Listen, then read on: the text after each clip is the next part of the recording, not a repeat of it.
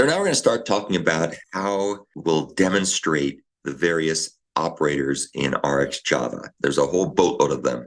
And so to keep us focused in a coherent way, we're going to be defining and showing a bunch of case studies that will illustrate the use of all these operators in especially the observable and flowable and ParallelFlowable classes. We'll probably skip over the single stuff, although I have other videos on my YouTube channel that show all the single stuff as well.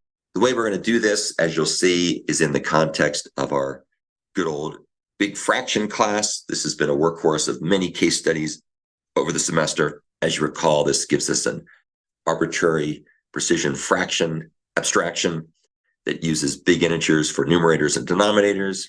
You can have factor methods that create reduced fractions.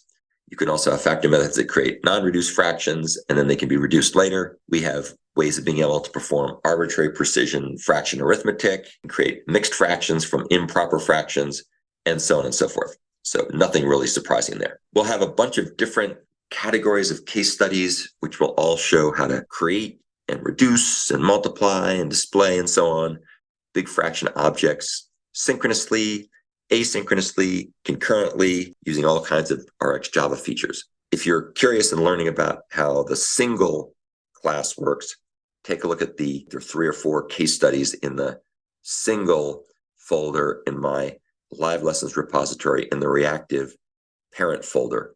And this shows a whole slew of methods that are used to do operations on singles. Very cool stuff. Like I said, we're not going to spend a lot of time on that in this course. Where we're going to spend most of our time will be on observables. And there's a whole slew of observable case studies, which we'll walk through many of these, which will demonstrate how to use various types of observable methods like factory methods and transforming methods and concurrency methods and terminal methods and so on, all these different types of operators. And then we'll also talk about the flowable class, which is what supports back pressure. And we're not going to focus on back pressure a whole lot in our programming assignments, but we will focus quite a bit on the use of ParallelFlowables. And you'll see how you can write the assignment 5 structure of the RxFlowable crawler to use observables, flowables, and ParallelFlowables. So that was just a real quick overview of how we use big fractions in all the case studies that come up.